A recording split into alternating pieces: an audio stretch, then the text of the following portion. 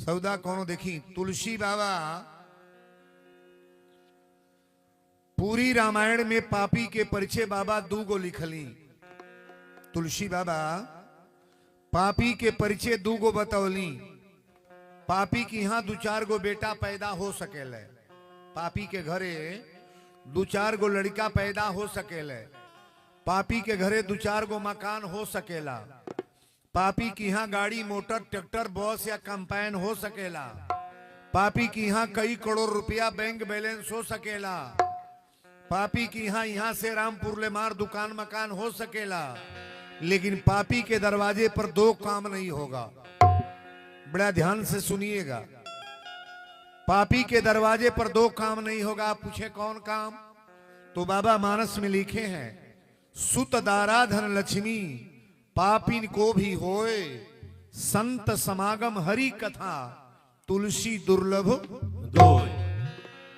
पापी के दरवाजे पर कभी भगवान की कथा नहीं होगी ना, पापी के दरवाजे पर कभी भगवान की कथा नहीं होगी, और पापी के दरवाजे पर कभी संत का दर्शन नहीं होगा। महाराज जिकरे घरे बड़ा धन बा न, ओकरा दुआरे पर पता करब कबो साधु रुक के लिट्टी भौरी चेतौले बा पौले बा। धनाट आदमी के दरवाजा पर साधु नहीं जाएगा। कहीं लिट्टी भौरी पाई तो कोनो गरीबे के दुआर पर। अब पापी कितना हूं धनाट होके, ओकरा दुआरी पर भगवान की कथा कतई नहीं होगी। मैं बोल रहा हूं, उसके दिमाग में ऐसी बात अइबे नहीं करेगी। अपने इलाका के जो बहुत धनाट लोग हैं ना, वो कथा में नहीं आएंगे ना, पता करिएगा। इस इलाके के जो बहुत बड़े आदमी है, उसको कथा से मतलब नहीं है। को गाड़ी हमारे कहाँ गई, कितना रुपया आयल, कितना आए, कितना व्यय, वो रुपये मिलावट में रहता।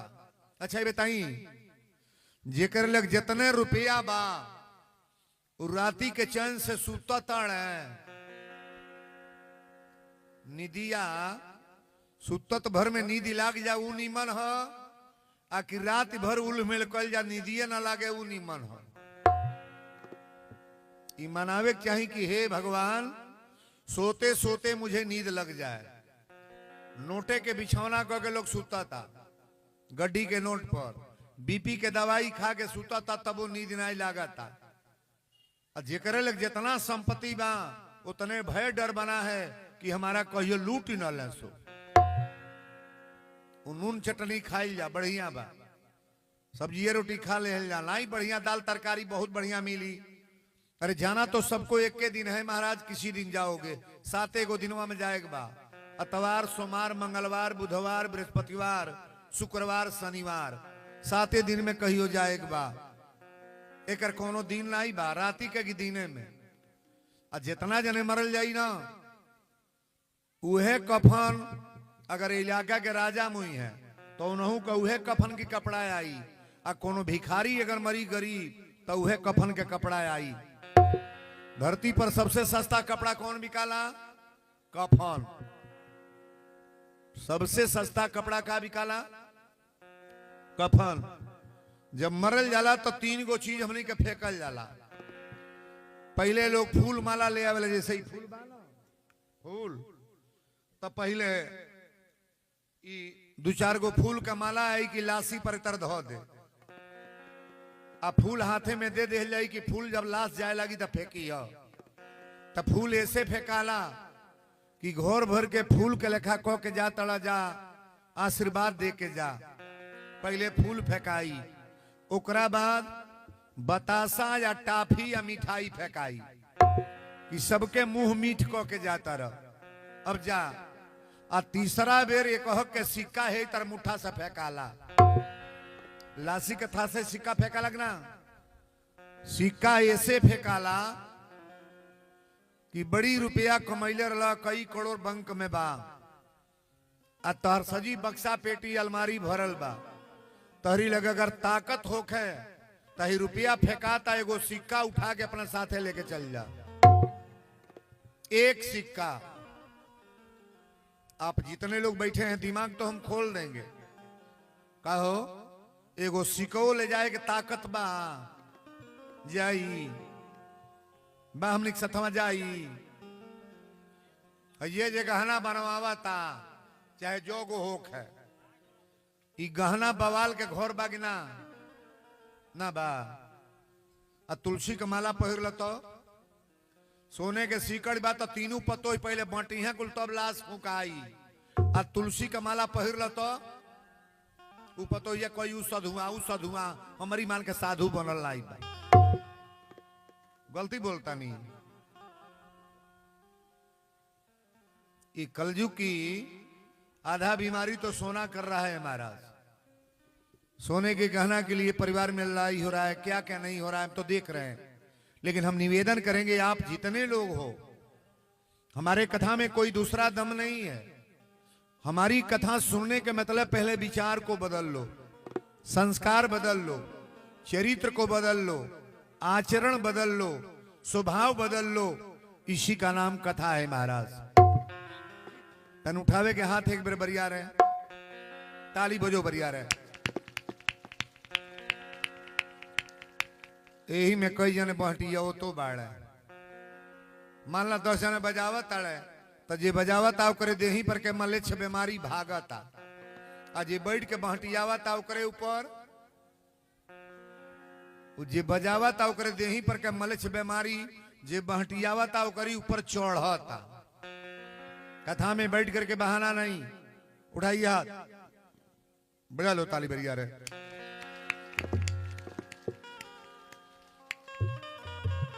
चली का जानी मरे बेरिया मुहे से राम निकली की ना। जन्म जन्म मुनि जतन कराही, आ अंत राम कही आवत नाही। का जानी मुहे से राम निकली की ना। बाबा लिखले बने कि सन्मुख हो ये जियो मोह जबही, आ जन्म कोट या घनासही कबही। जन्मों जन्म का पाप दूर हो जाता है कब? जब ये जीव भगवान को समर्पित करता है, परमात्मा के नाम के उच्चारण करता है, नारायण को बुलाने का प्रयास करोगे तो आपके शरीर का सारा संकट वहीं दूर हो जाएगा महाराज। जय श्री राम, जय हनुमान जी। आइए शांति का दान देते हुए सभी लोग प्रेम से बैठ जाएं। कथा के पहले एक भजन और ये सूचना सुन लें आप। ये जो प्रवचन होने के लिए जा रहा है ना, ये कथा लाइव चल रही है। ये कथा लाइव चल रही है पूरे उत्तर प्रदेश, बिहार, दुबई, मस्कट, बंबई, दिल्ली, पंजाब, आपके परिवार के लोग जहां भी हों। ये वीरेंद्र तिवारी का नंबर है, वीरेंद्र तिवारी ऑफिशियल करके ही मेरा चैनल है। वीरेंद्र तिवारी ऑफिशियल करके चैनल है, जिस चैनल को सब्सक्राइब करें आप। और ये तुरंत कथा आपके घर में, परिवार में, टीवी जिनके वहां लगा है, वाईफाई से कांटेक्ट जिनका है, तुरंत मोबाइल खोलो आप और टेलीविजन में मेरे कार्यक्रम को प्रेम से सुनो, देखो। आइए सभी लोग प्रेम से एक भजन। सीताराम सीताराम सीताराम कहिए, राम कहने पर आराम मिलता है। राम कहने वाला व्यक्ति कभी कष्ट में नहीं होगा, दुख नहीं होगा महाराज। जहां राम है वहीं आराम है। आप लोग प्रवचन में आए हैं तो सुनने का प्रयास करो कि क्या बोल गए। कि सीताराम सीताराम सीताराम कहिए, जाहि विधि राखे राम ताहि विधि रहिए। सीताराम सीताराम सीताराम कहिए, जाहि विधि राखे राम ताहि विधि रहिए। सीताराम सीताराम सीताराम कहिए, जाहि विधि राखे राम ताहि विधि रहिए।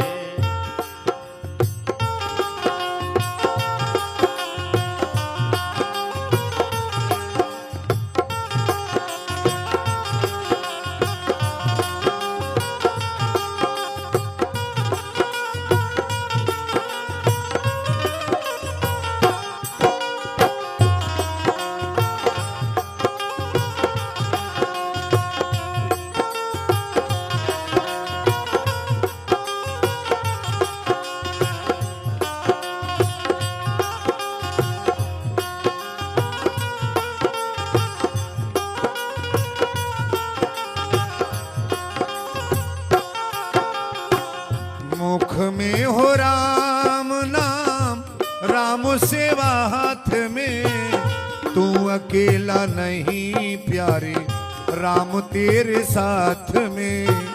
मुख में हो राम,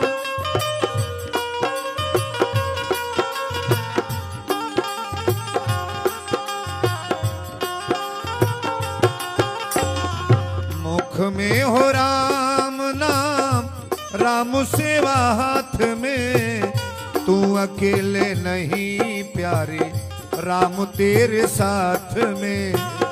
तू अकेला नहीं प्यारे, राम तेरे साथ में। तू अकेला नहीं प्यारे, राम तेरे साथ में। विधि का विधान जान, हानि लाभ सहिए। विधि का विधान जान, हानि लाभ सहिए। जाहि विधि राखे राम, ताहि विधि रहिए। सीताराम सीताराम सीताराम कहिए, जाहि विधि राखे राम, ताहि विधि रहिए। सीताराम सीताराम सीताराम कहिए, जाहि विधि राखे राम, ताहि विधि रहिए।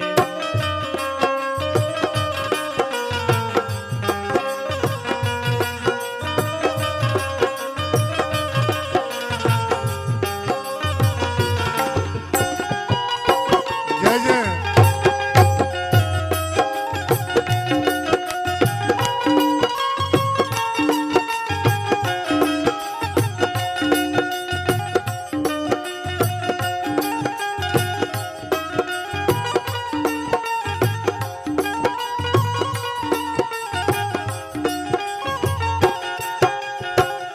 किया अभिमान तो फिर मान नहीं पाएगा, होगा प्यारे वही जो श्री राम जी को भाएगा।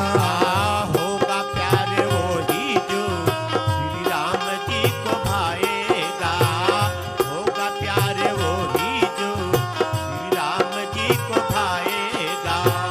किया अभिमान तो फिर मान नहीं पाएगा, होगा प्यारे वही जो श्री राम जी को भाएगा। होगा प्यारे वही जो श्री राम जी को भाएगा। होगा प्यारे वही जो श्री राम जी को भाएगा। फल आशा त्याग शुभ काम करते रहिए। फल आशा त्याग शुभ काम करते रहिए। जाहि विधि राखे राम, ताहि विधि रहिए। सीताराम सीताराम सीताराम कहिए, जाहि विधि राखे राम, ताहि विधि रहिए। सीताराम सीताराम सीताराम कहिए, जाहि विधि राखे राम, ताहि विधि रहिए।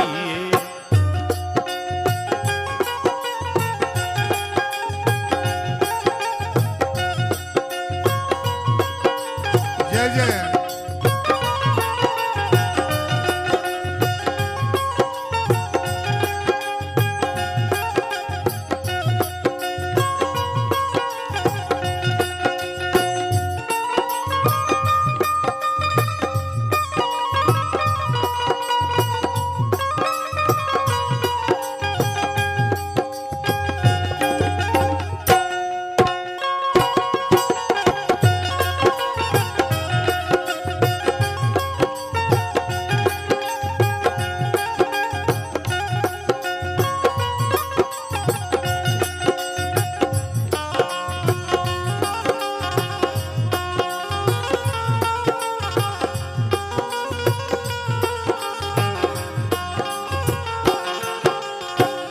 किया अभिमान तो फिर जिंदगी की डोर सौंप हाथ दीनानाथ के।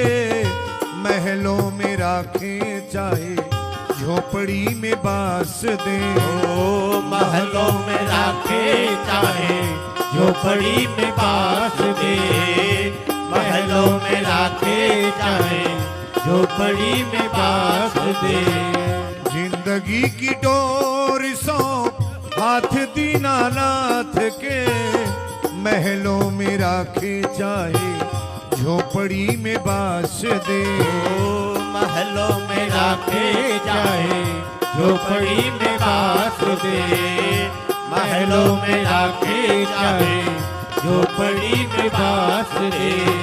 धन्यवाद निर्विवाद राम नाम रंगिए, धन्यवाद निर्विवाद राम नाम रमिए। जाहि विधि राखे राम ताहि विधि रहिए।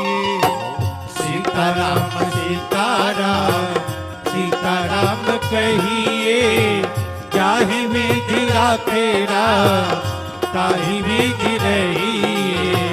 सीताराम सीताराम सीताराम कहिए, जाहि विधि राखे राम ताहि विधि रहिए।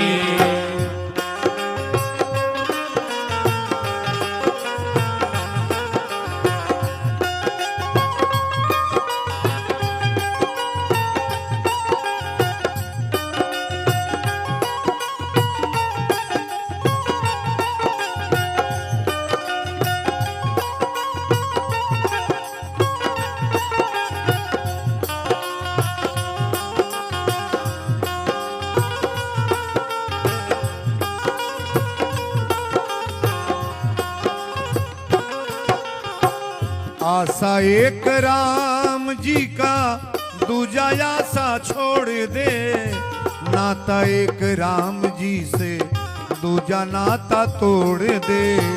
आशा एक राम जी से दूजी आशा छोड़ दे, नाता एक राम जी से दूजा नाता तोड़ दे। आशा एक राम जी का दूजा आशा छोड़ दे, नाता एक राम जी से दूजा नाता तोड़ दे। नाता एक राम जी से दूजा नाता तोड़ दे, नाता एक राम जी से दूजा नाता तोड़ दे। साधु संग राम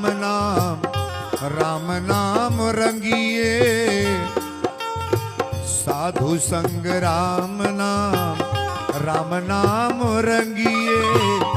जही विधि राखे राम तही विधि रहिए। ओम सीताराम सीताराम सीताराम कहिए, चाहे विधि राखे राम ताहि विधि रहिए। सीताराम सीताराम सीताराम कहिए, चाहे विधि राखे राम ताहि विधि रहिए। सीताराम सीताराम सीताराम कहिए, चाहे विधि राखे राम ताहि विधि रहिए। सीताराम सीताराम सीताराम कहिए, जाहि विधि राखे राम ताहि विधि रहिए। बोल दी संवरिया सरकार की जय।